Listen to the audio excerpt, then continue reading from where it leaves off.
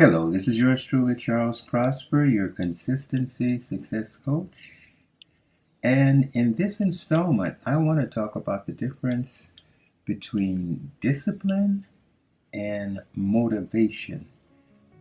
When we start a project, we're very motivated, we're very excited.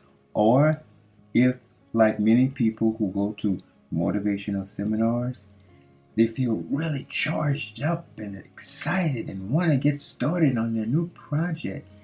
And they're a ball of fire once they leave out of that seminar or workshop. And what usually happens after maybe 3, 4, or 5 weeks after attending this motivational seminar? Yes, you know the story. That motivation dissipates and the person goes back to pretty much doing the things that they were doing before they went to the motivational seminar. They fall back into the same habits as they did before. And we tend to fall back into the same habits that we were doing before, depending on what our self-image or our self-belief is of the things that we need to do. Or let's take another example. It's the beginning of the year, January 1st, and you're really, really, really excited about going to the gym. And you go out, you buy your new gym outfit, your workout suit, and you go to the gym and you sign up for a discounted 6 months membership because you know that you're really going to be into this and this is so great and so excited. You want to get in shape at last. What usually happens after the first week when the gym is just full of people with the same idea as you? Yes, you're right. Fast forward 4, 5, 6 months later, and the gym is almost empty at the same time of the day when it was the first week of January. And it's funny. It's essentially the main difference between sex and love. Let me see if I can explain this to you. Sex is an emotion. Sex needs excitement for it to happen. And then after it's done and it's over, there is no more excitement or motivation. Contrasting this with love, true love, I feel, is not an emotion. True love, I feel, is a decision. It is a conscious decision that one makes on a daily basis in relationship to someone else.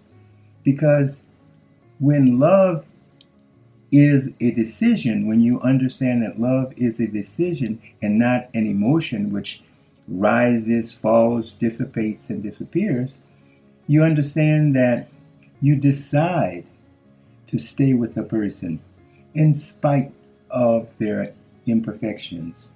You decide to forgive, to be patient, overlook, and make allowances when love is true love based on a decision to love.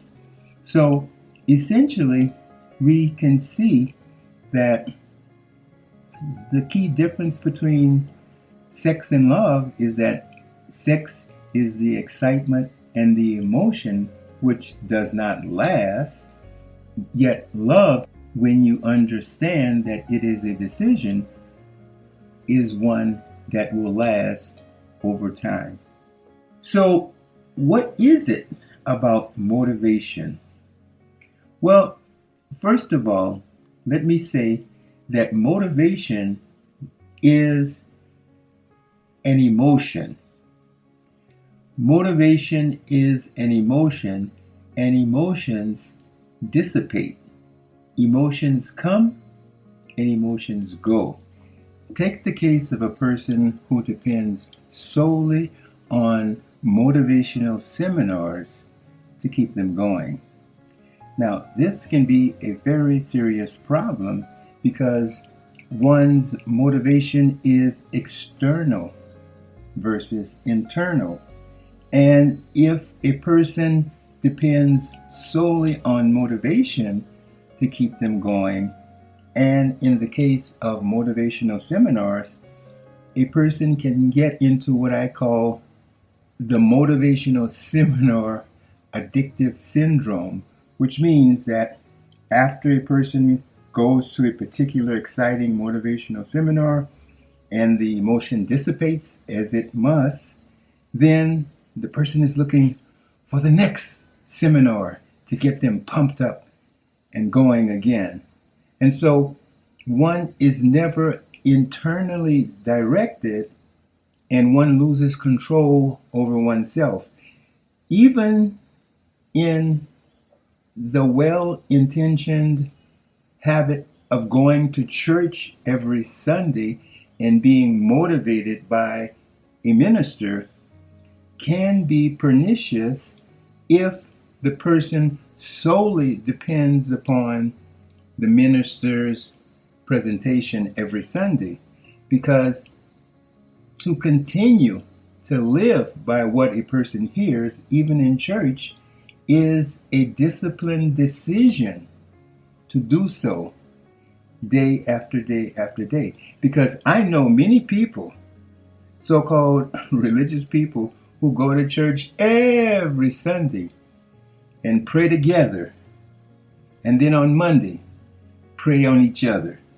This is the way it can be. So be careful with using only motivation, be it from a minister, a motivational speaker, a counselor, or anyone else, as the sole source of your discipline and moving forward. Emotion and excitement lies in the newness of something in the beginning. But newness does not last forever, nor does its emotion. What a person needs to achieve their goal is not motivation, because motivation does not carry you in the long run, because motivation will dissipate. The thing that carries you in the long haul is consistency. Now, we're going to get into a very important topic. So what makes a person consistent? Now we're getting into the good stuff. What makes a person consistent, and what keeps a person going after the motivation has faded off? Even in the case of a new relationship, when you start out in a new relationship or in a new fresh marriage, everything seems so new and fresh and exciting, and you're going to do so many wonderful things together. And then in many cases with many couples, things deteriorate into a certain routine, and that excitement and the vision that was held in the beginning has faded away. Again, we're talking about motivation, which feels good in the beginning, but it does not last. So, what is it that we need to remain consistent when the motivation and the excitement of the emotion wears off? For consistency, we need discipline. Discipline is what moves us forward when the excitement of the newness of the emotion has worn off. Discipline keeps us doing that which we must do, even when we don't feel like doing it, even when that motivational excitement is not there. Discipline is when we do certain things in a certain way every day consistently, in spite of how we feel in the moment. So what keeps a person disciplined could be the next logical question. Well, that's an easy one. What keeps a person disciplined is the clarity of the importance of the goal that one is moving toward. That is, if you keep in the forefront of your mind the why, which made you start whatever the project was in the beginning, is the thing that will fuel the discipline to keep you moving forward. You need to see clearly each day in your mind the why of what it is that you have chosen to do. Why is this so important? Why must you continue even if you don't feel like doing it? Feeling like doing something has nothing to do with it, because moods are not your friends. Listen to what I just said. Moods are not your friends. So with discipline and clarity and understanding the why that you're doing what it is that you're doing. Maybe the why is that you want a better life for your family, for your children. Maybe the why is that you value your health more than anything else, because you know that without health, nothing else can be enjoyed. So you keep the why in the forefront of your mind, and your why fuels the discipline of the consistency that you need to keep within you to move forward each and every day.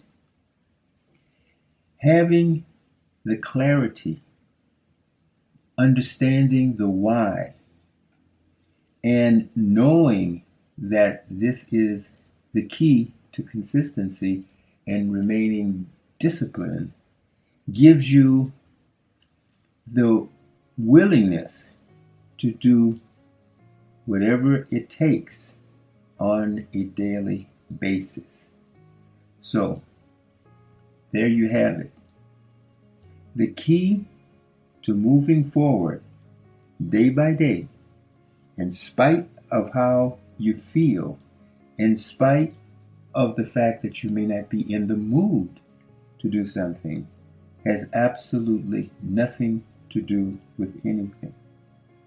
And part of the approach of being disciplined and having clarity in what it is that you need to do to daily move forward step by step, doing the correct thing each day and every day, is to have a certain rhythm in the discipline and the consistency of what you need to do. That is, I always say that if you want to remain consistent in doing something that's important on a daily basis, you must have a certain routine, a success routine, a repeatable success routine that you know that you need to do at the same time and same place each day. This is probably one of the most important techniques for consistency that you can adopt. Do whatever it is that you need to do at the same time and same place. If it is a matter of going to the gym, you discipline yourself with the clarity of the importance of what it is that you need to do, and go to the gym at the same time and the same place every day. If you know that you have to study for an advanced degree, you know that you need to get up and study for a certain amount of time at the same time, at the same place each day.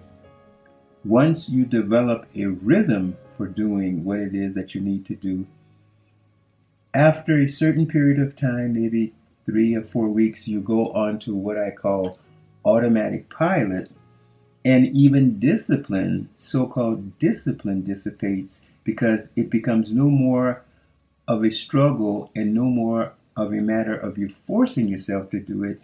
It becomes a regular rhythm who you are, and now what you want to do and what you're enjoying doing. So there you have it. Motivation versus discipline. Motivation gets you started, but discipline, clarity, and understanding the why, and the willingness to do whatever it takes in spite of whatever mood that may be in the way, is the key to achieving whatever goal that you have set for yourself. This is yours truly, Charles Prosper, your consistency success coach, wishing you as always to remain consistent and to be successful.